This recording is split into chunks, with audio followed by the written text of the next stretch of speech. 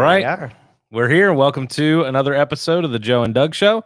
We're excited that you're with us. It's a beautiful Tuesday here in Youngstown. Is it good to be back? First week back. Does it feel nice? It was a little off. Like it was a little off, like trying to reassimilate into things, and it was a little rough. I thought it was a lot rougher than normal. Now, did Debbie start back in the classroom just yet? Yeah, I'm sure she's loving that. Oh, yeah. And Ryan doesn't start school just yet. Not until the end of the month. Yeah, we got a couple regular weeks. Yeah, we just got some letters from the school and stuff with times they're starting. And thank God, Ohio public schools and stuff are here in our area are all normal and no masks and all that sort of stuff. I was very excited to see the superintendent came out and was like, look, you want to send your kid with a mask by all means, but we're not going to make kids wear masks. And I was like, that's what I'm talking about. So I actually have immersed myself in 2 books the last week or two. So my wife read one first, and so by an entrepreneur named Jesse Itzler. He owns the Atlanta Hawks. His wife owns the women's underwear company Spanx. And I started picking up some of his stuff on social media. Some friends that some of the people that I follow were sharing some of his stuff. I was like, oh, this is really interesting. And I was picking up some of the stuff that he was putting down. He reminds me a lot of some of the stuff that we say. As a matter of fact, in the intro to one of his books, he talks about how he made the decision to have a Navy SEAL move into his home. And he told his wife after he invited the guy and he was going to be there in 2 days. And I'm like, I would totally do that. And now, would your wife be surprised if you did that? Or would it be like, nope, that's par for the course? Not surprised, but she would not be happy. And in the second book, the book that I'm in the middle of right now, he goes and lives on a monastery for 15 days with monks. And he describes in one chapter the conversation that he had between his publicist and then his wife, convincing his wife that he was going to do this. And he described his thought process. And honestly, the whole time I'm going, I totally connect with this. And he's like, my thought process and the thing that has brought me success, the reason I was a successful entrepreneur, the reason that I've, had multiple businesses and all this sort of stuff is because I ascribe to the philosophy and I operate with the ready, fire, aim approach to life. Like, we're going to get in the plane and we're going to build it while we fly it. And if the wing breaks, we'll fix it and we'll figure it out. And I so connect with that, being a gut level decision person. Now, yes, I certainly, want to measure and I want to look at that stuff. But when something fits, I'm in and I go with it. And what about X or what about Y or, and it was quite funny because when he said to his publicist and his editor that he wanted to live with monks, he was thinking like Buddhist monks and stuff like that. Well, they found a monastery of Christian monks. So he was totally caught off guard because he did zero research when he got there. And he found out they raised dogs at the monastery and all this sort of stuff. But it was all like, as he went there, he figured it out. Right. And I so connected with that portion of the story because there's so many decisions that I make in the church world and even with personal stuff. I had a rabbi friend of mine a month and a half ago said, hey, we should do a blog or a podcast together. I said, sure, let's record a couple episodes. And we've had a ton of fun with it. Well, what we talk about all the time is forcing a different perspective. And there's going to be a level where the normal things don't do it for you. So to keep upping your level, I mean, that guy's going to go to the moon one of these days because he can't figure out how to change his perspective anymore that it's been changed. That's so true. But you certainly ascribe to like the ready, fire, aim kind of approach with decisions. And I've watched you make them where you're just like, that's what we're going to do. And people are like, well, wait a second. What about? And like, yeah, but that's what we're going to do. So we shot the bullet's already out of the gun. You can ask questions about what caliber I shot. You can ask questions about the target. You can ask questions about the distance, but I already pulled the trigger. Right. And I'll deal with the ramifications afterwards. And I like that because it lets you prototype, right? Like I shot that. Oh, that didn't really work. All right, we'll adjust. This needs to be shorter. I need to use a larger caliber. I need to figure this out. And I like that approach to life and leadership because so much of the other approach leads to inaction. Like we just sit around and talk about what we could do. And we have meetings about meetings and then you sit around and it's 2 years and you haven't done the podcast or you haven't written the book or you haven't launched the business or you haven't asked the girl out or whatever it is because you sit around, you theorize and you talk about it. And I'm a talker. Like, I love to pontificate. Like, I'm good with that, obviously. But I find the joy in, hey, let's take a shot and see what happens. Yeah, you can hit your stopwatch though. Like, you can take me, who will start and screw up and fix it and then start again. Yeah. Hit your stopwatch and then have somebody who had 9 meetings. And by the time that you've started the first time, I fixed mine 9 times. And I'll be way ahead of you no matter what. Yeah. So one of the things that's super inspiring in Jesse's books is he fully immerses himself in this. It's one thing to be like, hey, you know what? I'd like to get in shape. I think I'm going to hire this person to train me. So first of all, he's a long distance runner, and he's doing this 100-mile race. Now he's running 100 miles. Now I think he said in one of the interviews I saw that he had just sold a company. So he had all this gear and he was doing it with a team of people, and, they were all decked out and they were doing it as a relay rather than like running all 100 miles. And there was this guy next to them that had like a bag of crackers and a thing of water and was running all 100 miles by himself.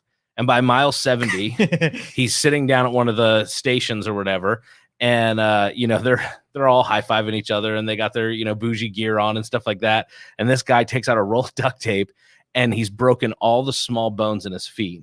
And he duct tapes his feet and he's thinking, well, 70 miles, he's done. There's no way he's going to finish the race. So he duct tapes his feet, sticks them back in his shoes. He peed blood because his kidneys were failing, and he ran 30 more miles. And when he got done, Jesse was like, what makes a man do that? What makes somebody tick? And it really, he said at that time in his life, he was kind of like living in this rut, in this space where he just wanted to get outside the comfort zone. He wanted something to stir him up.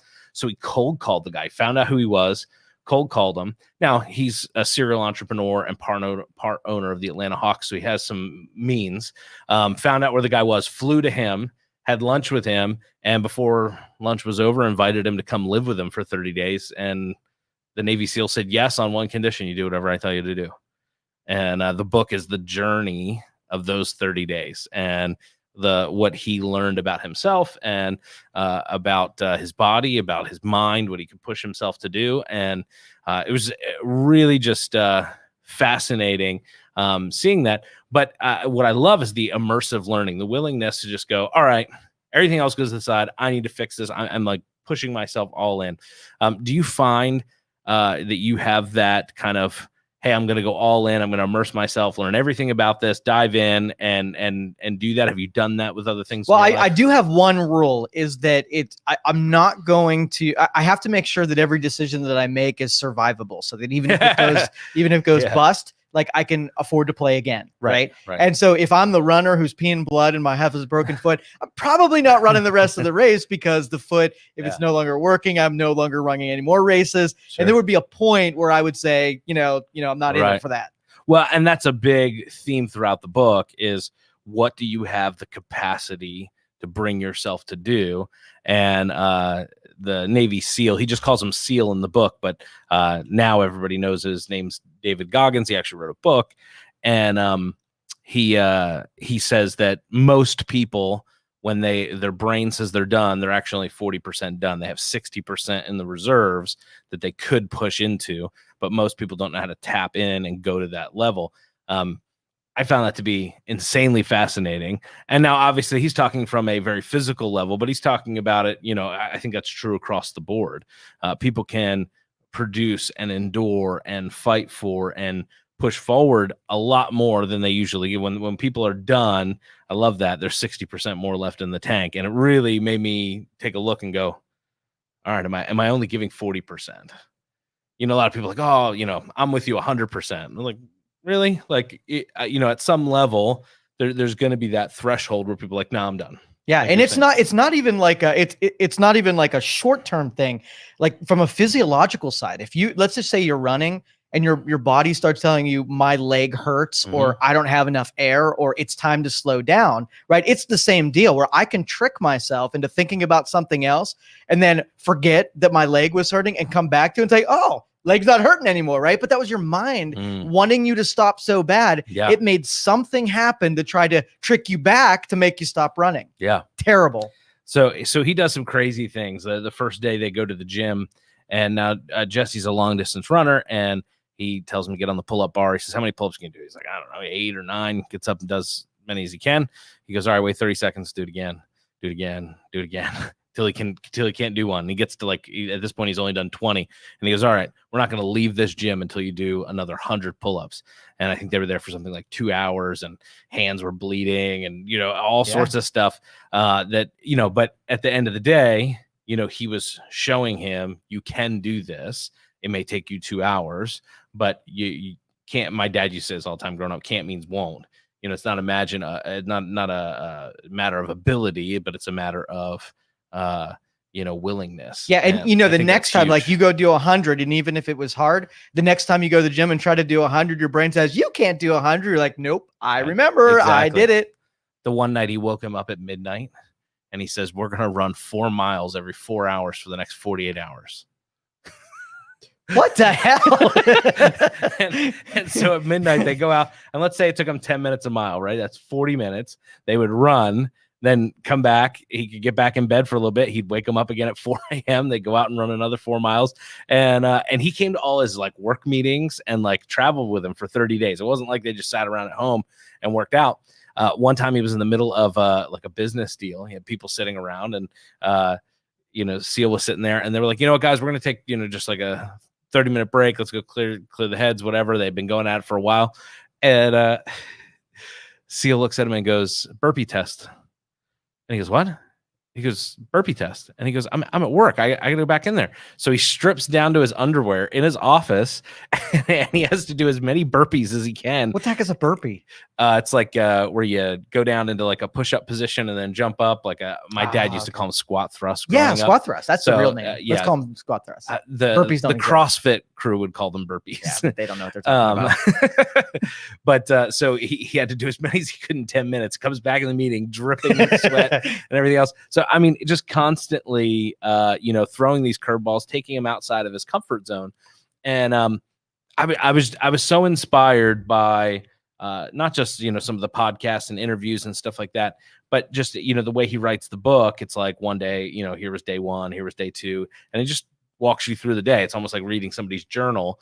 But in that, it so shifted his mindset. And even reading it, I was like, my wife Sam and I were she goes, it just makes me want to get up and see how many push-ups I can do tomorrow. Like it just, you wanted to stretch everything. It's like, why am I complaining about this, and why did I quit that, and why didn't I push through?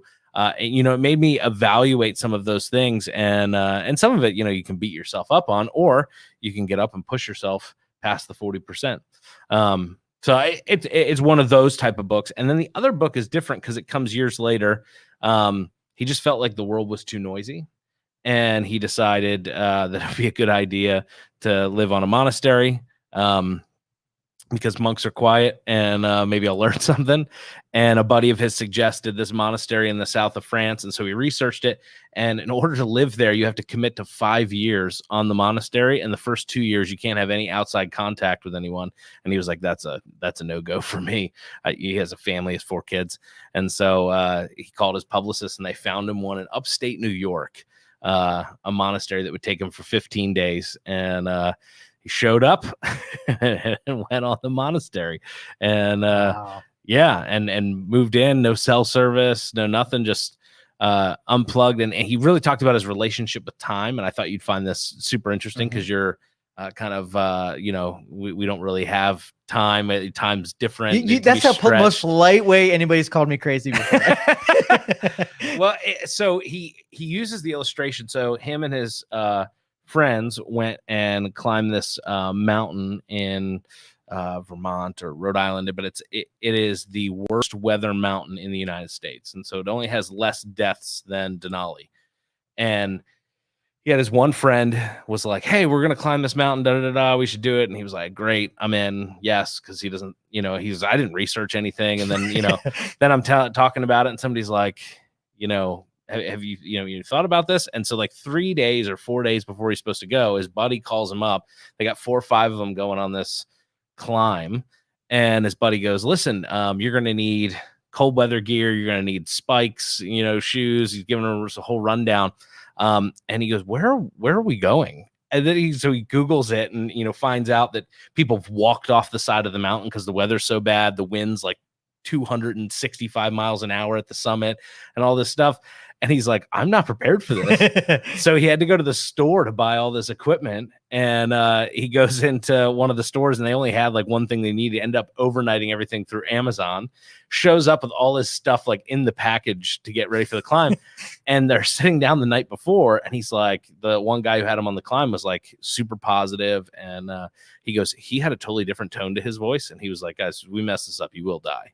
And it was like real, like we have to do this very, methodically. They had a survivalist going with them. And he was like, oh, good. Well, we'll be okay. And he was like, no, you don't understand. This guy, he's the ambulance. If something happens, we don't want to have to use him. Like he is the ambulance. And so he walks through the whole thing. But the whole point that he keeps making throughout the chapter is all about time. And the night they finally get up to base camp, so they climb like 2.5 miles up, and they're gonna sleep outside in -40 sleeping bags, wind whipping, everything else. I'm like, why? So he's laying in his sleeping bag, and he looked down at his watch or whatever, and it was, I don't know, like 8:20 or something like that. And he goes, I'm laying there. He's like, there's no cell service, no internet, nothing. And I'm thinking to myself, man, it's got to have been at least 2 hours. And I looked down and only 17 minutes had gone by. And I'm like, what the heck? This is going to be a long night kind of deal. And so he's relating how time slowed down in some instances. And then when things got very intense, when the wind started picking up and the next day they tried to make it to the summit, time goes much faster. Yes, for sure. And he was talking about how he felt like his relationship with time was warped. That was kind of the lead into why he goes to the monastery. And an easier way to process it too, like think about even weather, like when you're up in Ohio and it's 20 degrees and then you go to Florida and it's like 65 degrees, it feels like desert, right? Yeah. And you're looking around with everybody and they're wearing hoodies and snow pants down in Florida. Yeah. But from your perspective, it's super hot, and from their perspective, it's super cold. Yeah, it's all perception. Yeah, for sure. And and so super fascinating is they get to they're a 1/4 mile from the summit, but they all made like a death pact. Like if we're not there by 1:30, we turn around and go back. And it's 1:30, they're a 1/4 mile. Everybody's like, can we push through? And they turn around. They don't make it to the summit. And he had blasted it all over social media that he was doing it. And so, he's going home super defeated. And he gets home and he's telling his wife, he's like, it stinks we didn't make it. And, he's having to eat some humble pie. And, his wife's like, well, that's fine. You can just tackle it next year, schedule a trip and you go do the same thing. And he says, he just had this moment, like, and again, referencing time, he's like, I'm not promised next year. Like my leg could be broken next year. Like I could not be able to do it next year. The weather, I'm doing it this weekend. And he called all his buddies back up. They all went back and they made it to the summit that Saturday, 6 days later. But it was that, again, he does this great correlation talking about time and how we think like, oh, we can do that. I mean, I'll do it next year. I'll do it in 5 years or whatever. We're not promised that time.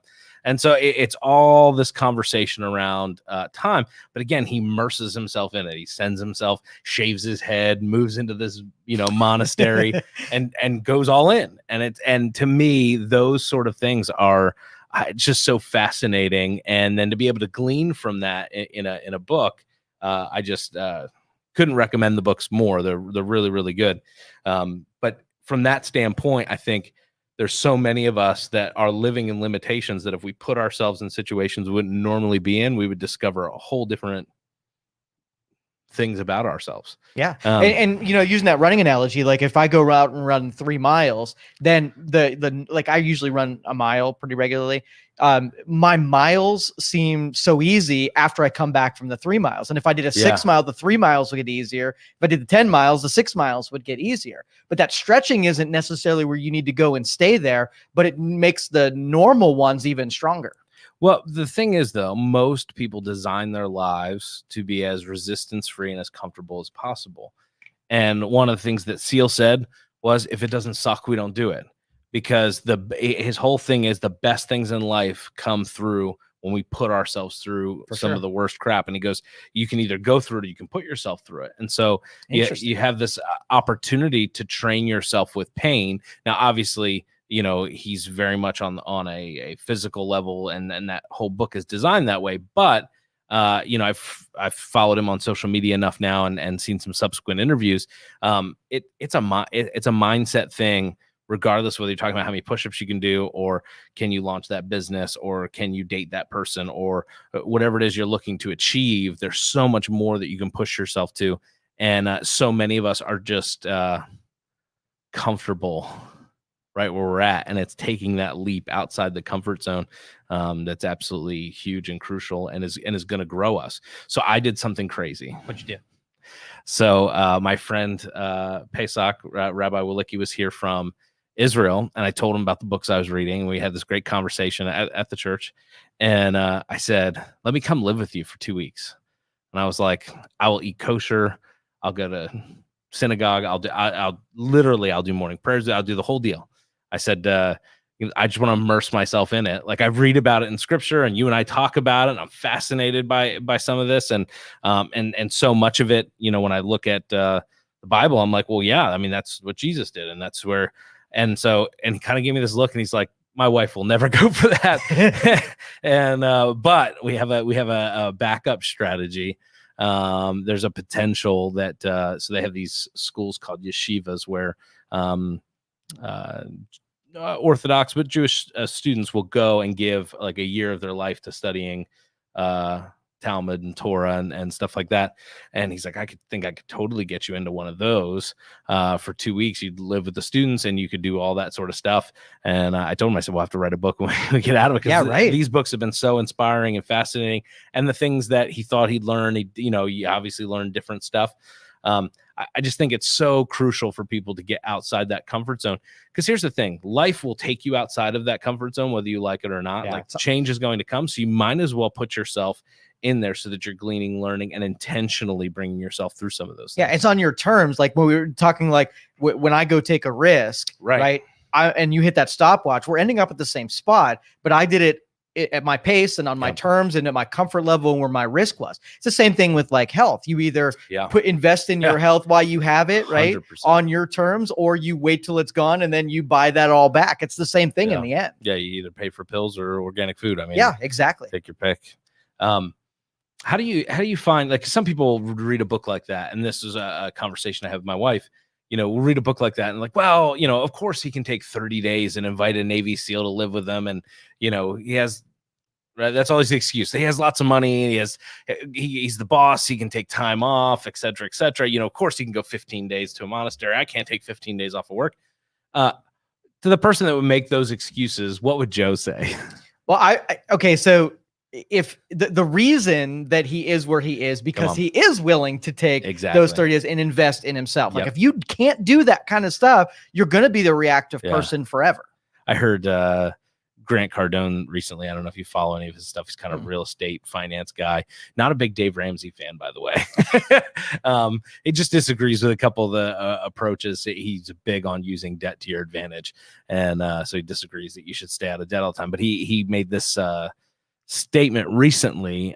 He had somebody call him and was like, hey, I'm a college student. I got $800 and, what should I invest it in? And he was like, invest it in yourself. You're already broke. and it was such a great line.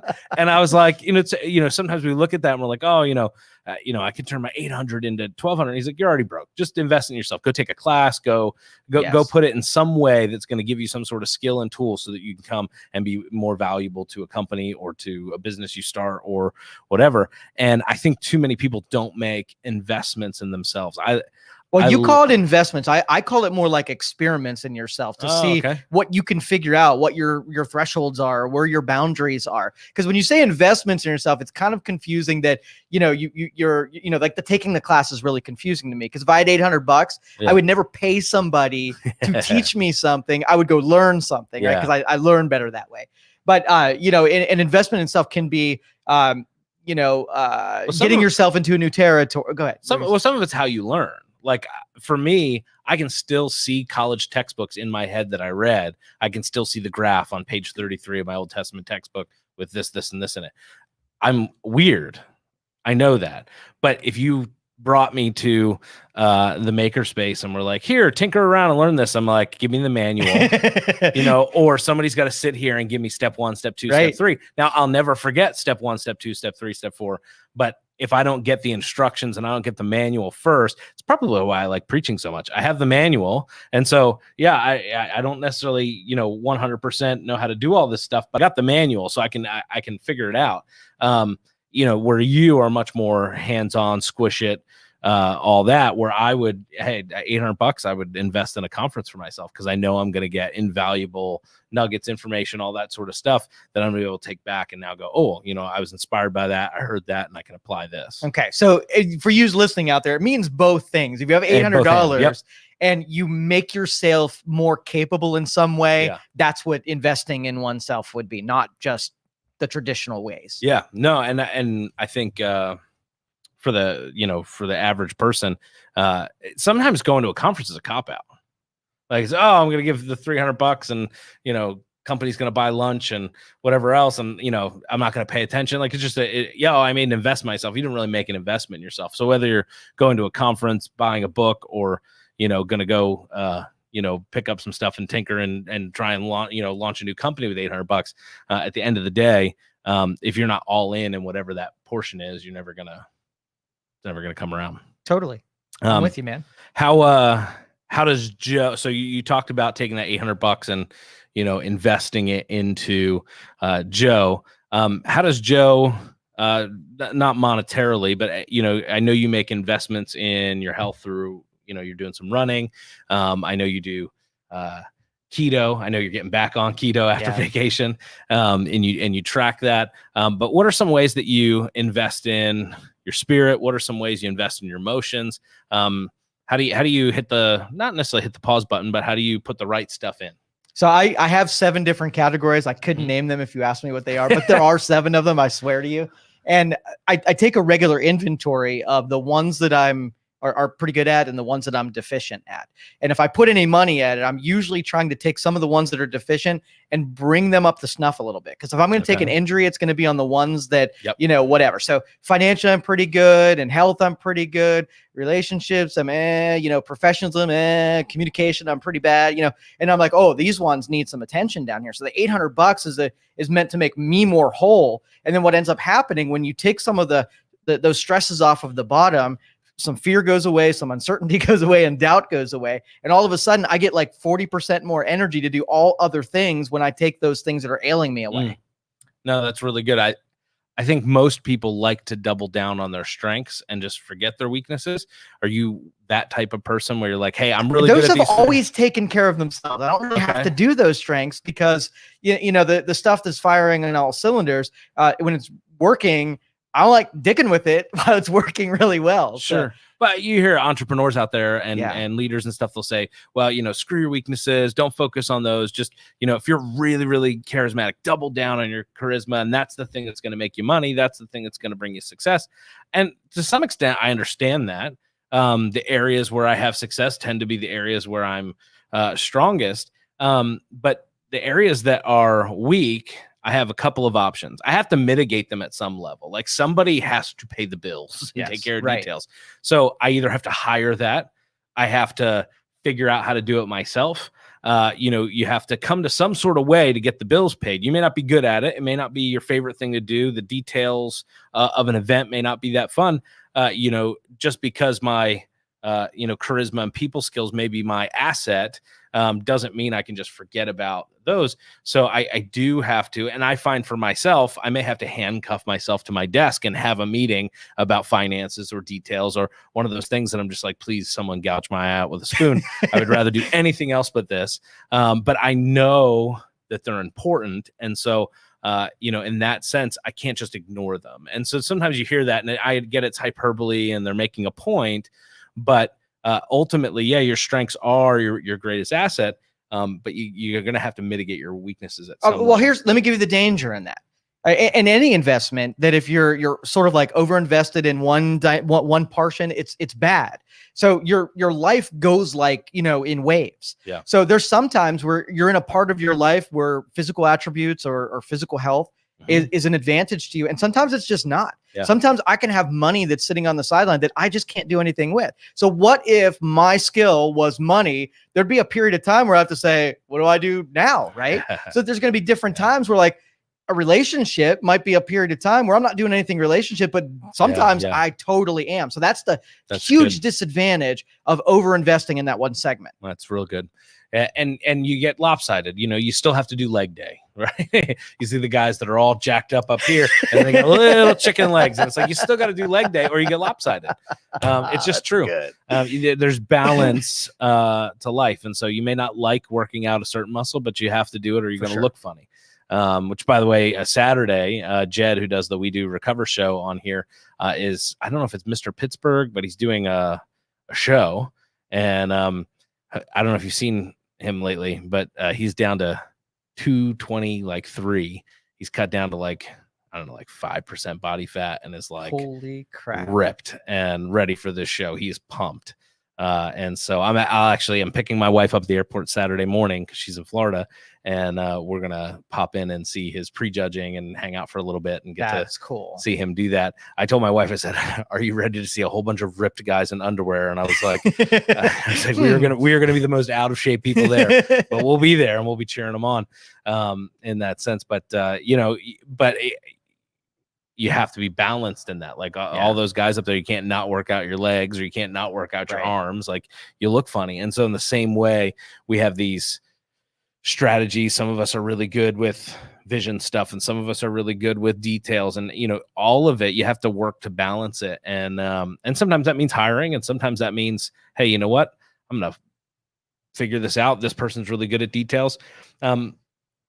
I love to surround myself with mentors that are good at stuff that I'm not good at. And I can say, hey, teach me, Obi-Wan. Yeah, right. Teach me your ways. I don't need to be if I'm the smartest guy in the room all the time, I'm in trouble. I want to sit in rooms where I'm not the smartest guy in the room a lot of the time, because that's the way you grow. If I'm always the smartest guy in the room, that everybody else is in trouble, I should say. Yeah. And I'd like to imagine that, I've created an arsenal, even if I'm at 70% efficient and 70% healthy in all of my places. I'd like to feel that you could plop me down just about anywhere and I could thrive. Not just sit there and live and breathe oxygen and whatever, but I could actually do stuff without a bunch of friction. Yeah. There's certain skill sets and attributes that I feel super confident in. Somebody posted recently on Facebook, they said, what topic, if we gave you, if you had to talk for 30 minutes, what topic could somebody give you and you could do 30 minutes on that topic right now? And this is going to sound completely prideful and cocky, but I was like, you could hand me any topic and I could talk about it for 30 minutes. And in the back of my head, I'm like, there's somebody out there that's like, we're going to talk about Japanese red beetles or something like that, or car engines. But it's very easy for me to go, that's fine. I will set up the whole conversation with, I know nothing about car engines. Here's the 5 things that I do know. And for those of us that don't know anything about car engines, here's our questions and why we have them. And that's how I talk about it. See, I got an imagination. My whole thing would be bullshit, right? It would totally, right? And at the end, I'd have to say, as long as you don't fact check me, all of this washes. Hashtag fact check. That's awesome. Did our video get throttled, by the way? Speaking of fact checkers. I didn't know. It did well. Nice. Yeah.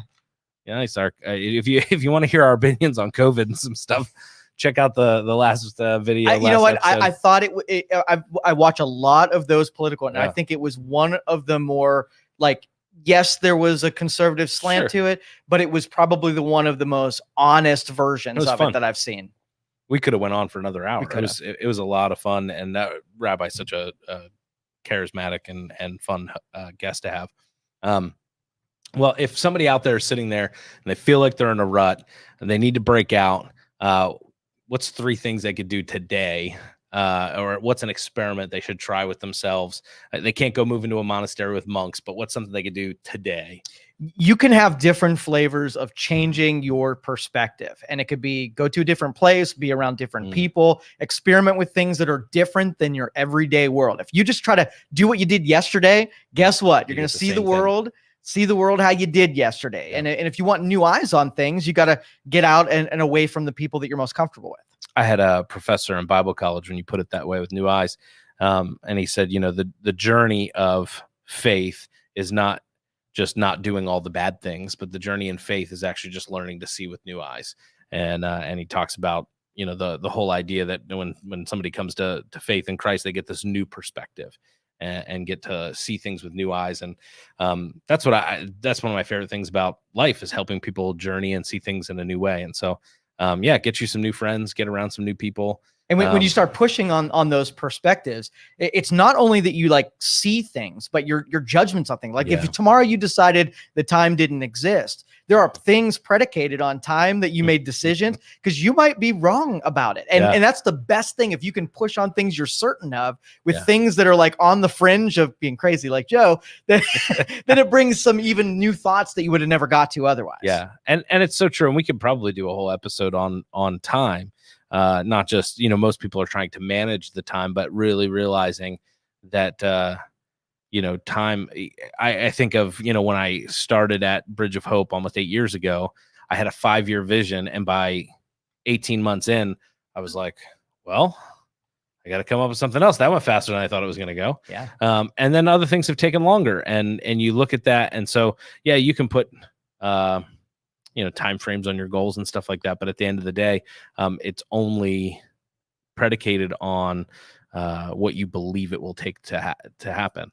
And, whether that's, I'll make $1 million in 5 years. Well, then it'll take you 5 years, but really honing in and believing it could happen in a month. It could happen in 2 years. It could happen in 2 days. Another thing I would recommend is that really don't listen to other people. Like, since nobody has it figured out, if you take your cues for what you're supposed to be doing and what you're supposed to be thinking and how you're supposed to be behaving, again, you're just going to fall in that line of everybody right to the, the graveyard. And, if you break away from that and, let's just say you don't want to have kids by 30, then screw them. You go do whatever you do. And if you want to get a job at, 55 or go back to college, you do you. Yeah. But opinions of other people are killer, especially people you love. Most of the time it's people that are closest to you that, in the name of keeping you safe, right? Yeah, 100%. Hey, you don't really want to do that. That industry's not great to go into. Why don't you try this? I'm not sure, do you really want to move out? Do you really want to? I was like, well, all right. So you got a good job, right? Yeah. And then you get this idea that I'm going to quit this job and take 30 days to invest in myself. What do you think everybody around you is going to say? Is that a smart move? I'm going to go invest in myself. Everybody thought Jesse was nuts in both these books. Heck yeah. They were like, right. What are you doing? Yeah. They are not going to give you good advice, because then, I bet you, though, I will tell you this while you're telling me about Rabbi and whatever. Yeah. If you own the Atlanta Hawks, I bet you he'd have let you live with them. I don't know. He's got 8 kids. So, there might be some logistical. Yeah. You can have that spot over there on the sofa. But one of the things that is super funny that I thought, like, literally Joe would love this story. So Jesse has the Navy SEAL living with him, and he goes into this business deal with Kevin Garnett, that name, basketball player, and a few others or whatever, and SEALs with him in the business, and nobody's talking to Jesse. Nobody's talking anything. They're enamored with this Navy SEAL. They're all talking to him. They don't talk about the business, the deal, whatever. They're just pumped. The time gets to a close, and they go, "We're in. Whatever you want to do." And he literally got the deal because he brought him in. I was like, "Wow, you didn't even have to." He's like, "I didn't have to sell anything. I didn't have to." There was no like, "Hey, we want to do this. We want to do that. What do you think?" They were just taking notes. Bring SEAL with you. There you go. Get you a Navy SEAL taking some of these business meetings. Like, this is my friend. Yeah, he'll beat you up. He'll kill you with his pinky. So. But no, and it's important that people understand that you have to make an investment in yourself. You can't get stuck doing the same thing over and over and over. You have to experiment. You got to try new things. An easy way to do that is sometimes there are things that you say no to all the time. Like every Friday, your company's like, "Hey, you want to come out to dinner with us? We're all going out to dinner. It's Friday night," and you're like, "Nah, I got to go home." And you say that, and you say that, and you say that, and you've been saying that for 5 years. We'll just say yes this Friday. Well, guess what happens too? Like, if somebody posts this on Facebook, I think you were actually part of that thread too. And one of the response was like, "How do you get people to say yes to you?" Well, you got to prime the pump. You got to do a whole lot of you yeses before you start getting the reciprocal yeses in return. Yeah, 100%. Well, it is that time. We've had fun. We will be back here Thursday, and we would love for you to share this, like Youngstown Studio, but comment and let us know what topics you'd love for us to hit, because truly Joe and I can go any different direction. We can talk about the Loch Ness Monster. We can talk about taxes. As long as you don't fact check us, we can talk about anything. We can talk about anything. So shoot us a comment and tell us what you'd like us to chat about. And maybe we'll answer a few questions and have some fun with that on Thursday. So you guys have a good. Thank you for listening to this show on Youngstown Studio. If you like our programming, we invite you to subscribe to our YouTube channel, follow our Facebook page, or subscribe to your favorite podcast platform like iTunes or Spotify. This is original Youngstown content, and we would appreciate you sharing the videos and the word about us. Thank you.